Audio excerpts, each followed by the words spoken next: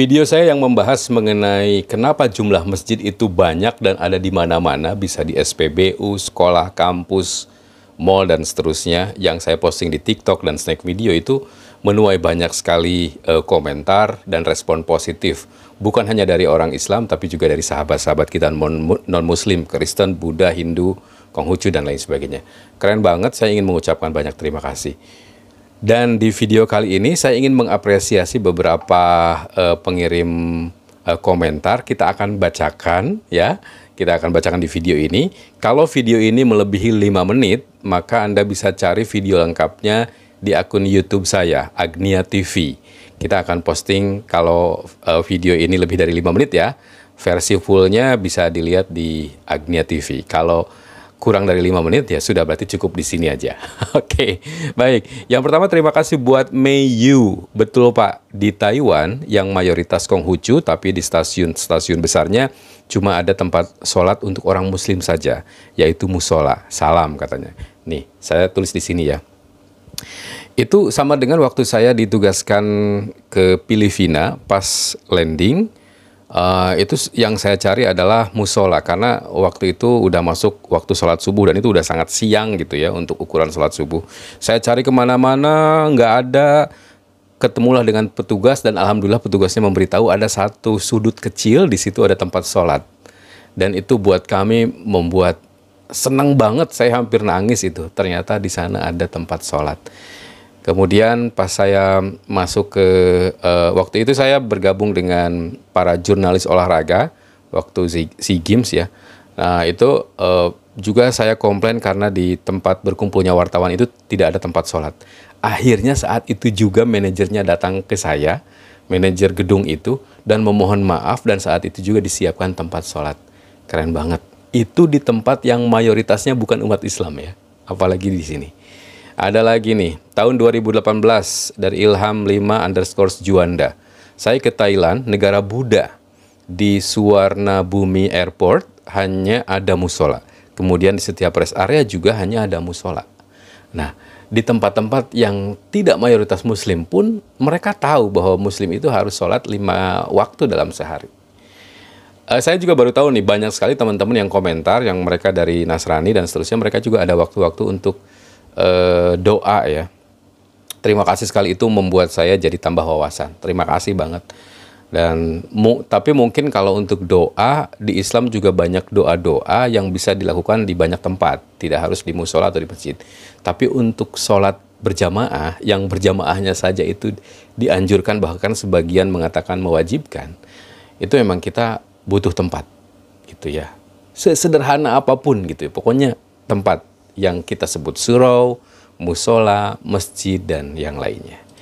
Ada lagi Hans 68. Saya Katolik, setuju banget dengan pendapat Abang, karena kalau umat Katolik dalam ritual doa tidak selalu membutuhkan tempat dan waktu yang khusus. Salam toleransi. Nah, komentarnya Pak Hans 68 ini diberikan tanda suka 508 orang. Keren banget. Terima kasih buat abangku, saudaraku Hans 68, Pak Hans 68, salam sehat dan sukses selalu. Salam toleransi.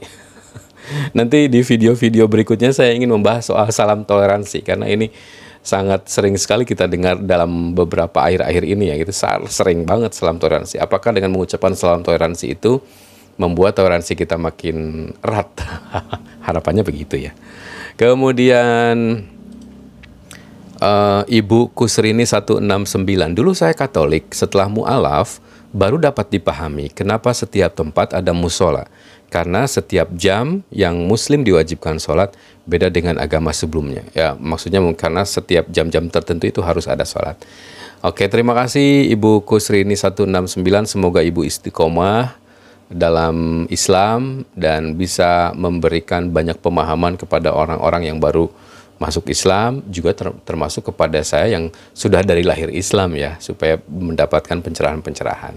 Terima kasih Ibu ya. Begitulah, karena kita memang butuh tempat sholat yang kemudian di banyak tempat itu dibangun. Jadi ini ada juga nih komentar yang nggak sempat saya capture, misalnya soal mereka untuk masuk ke bioskop pun nyari waktu yang nggak bertabrakan dengan sholat.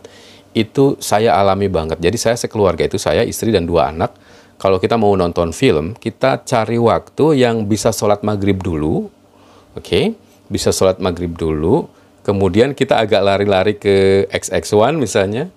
Masuk, di sana udah gelap, udah muter iklan-iklan gitu ya.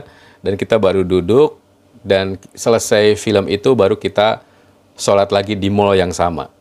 Artinya kewajibannya tetap dapat, hiburannya juga tetap dapat, itu kan yang kita inginkan. Kemudian Dewi Erna 338, di kampus UNS Surakarta lengkap, ada semua masjid, gereja, kampus, vihara, dan pura. Makanya di video saya itu saya tidak mengatakan saya tidak setuju. Saya justru mendukung kalau semua agama itu ada di semua tempat. Tapi karena saya Muslim, saya berbicara dalam kapasitas saya sebagai Muslim. Setahu saya kalau di Muslim itu ada 5 kali waktu sholat, dan itu harus ada di masjid atau musola. Baiknya atau wajibnya gitu ya. Walaupun bisa sih kita melaksanakan sendiri. Nah, kalau di agama lain memang saya kurang tahu dan nggak tahu, dan saya tidak ingin mencari tahu gitu. Kalau memang sahabat-sahabat di Kristen, di Buddha, Hindu, dan seterusnya memang ada atau membutuhkan satu tempat di mana bisa beribadah dimanapun, ya tentu saya dukung untuk bisa membuat tempat ibadah di mana saja. Dan izinnya itu harus mudah kalau untuk tempat ibadah. Setahu saya di banyak kota sekarang udah dipermudah. Jakarta misalnya itu kabarnya untuk semua agama, bahkan untuk, kalau di Islam itu ada marbot ya. Kalau di Kristen dan seterusnya mungkin ada apanya gitu, mungkin pemuda gereja atau apa, itu juga difasilitasi, katanya ada uang bulanan dan seterusnya. Saya nggak tahu, tapi yang saya dengar begitu. Kemudian Fight Right, setuju dengan pendapat ini, saya Buddhis. Terima kasih sahabatku, terima kasih sudah paham dengan apa yang kita sampaikan. Mudah-mudahan ke depan kehidupan kita akan terus menebarkan keberkahan ya untuk semua yang ada di NKRI ini. Amin, amin, amin. Terima kasih sekali udah paham dan mengerti apa yang kita maksud. Itu beberapa yang bisa kita capture sih, karena beberapa lainnya tidak sempat saya capture. Ada yang bertanya, katanya salah satunya, kenapa sih umat Islam itu masjid atau musolanya itu harus banyak? Berapa meter musola? Berapa meter musola? 1 blok musola. Dan itu banyak banget. Nah, memang sih di komentar itu udah banyak yang mengomentari juga, dan saya sepakat bahwa ini kalau menurut saya ya, yang mungkin juga berbeda dengan pendapat sesama Muslim. Kalau menurut saya, karena kalau di Muslim itu kita ada mengenal mewakafkan tanah. Misalnya di 1 blok itu ada orang yang mewakafkan tanahnya untuk dibuatkan masjid atau musola. Ya itu hak dia, karena itu tanahnya dia gitu kan. Kadang-kadang mungkin untuk kesejahteraan masjidnya juga dia yang keluarkan sendiri. Tapi kita nggak ngomongin soal izin ya. Saya nggak paham kalau soal izin. Mungkin teman-teman yang paham nanti bisa menuliskan di komentar. Jadi kalau di Islam itu, tapi saya yakin kok di agama lain juga sama ya. Mereka mungkin punya tanah, punya rumah gitu kan, yang ditempati untuk beribadah sesama agamanya. Ya menurut saya sih nggak ada masalah ya. Di Islam itu begitu jadi jawabannya. Karena mungkin banyak orang yang mempunyai tanah, mewakafkan tanahnya, kemudian membuat musola di situ, maka akan sangat mungkin antara 1 blok dengan blok lainnya kita akan menemukan banyak musola atau masjid. Nah ini juga yang kemudian kemarin Pak Menteri Agama mengomentari soal pengeras suara. Karena kalau di Islam itu kan setiap musola pun mereka menggunakan toa ya. Jadi begitu azan itu akan saling bersautan gitu. Tapi kalau itu kan ya kita kembalikan ke pemerintah yang mengatur itu ya. Semuanya juga kan harus ada aturannya gitu. Kita justru sangat bersyukur dengan adanya Kementerian Agama. Semua dari kita ini diatur oleh pemerintah, dan itu memang seharusnya diatur. Di Kementerian Agama itu bukan hanya ada orang Islam, di dalamnya ada Dirjen Bimas Islam, Dirjen Bimas Kristen, dan agama-agama lain, di mana mereka masing-masing dirjen itu mengatur agama-agamanya juga. Islam justru harus berterima kasih karena ada Kementerian Agama. Karena apa? Ibadah haji kan diaturin pemerintah, dikumpulin duitnya, kita bisa berangkat dan seterusnya. Apalagi misalnya urusan pernikahan misalnya, diurusin pemerintah juga.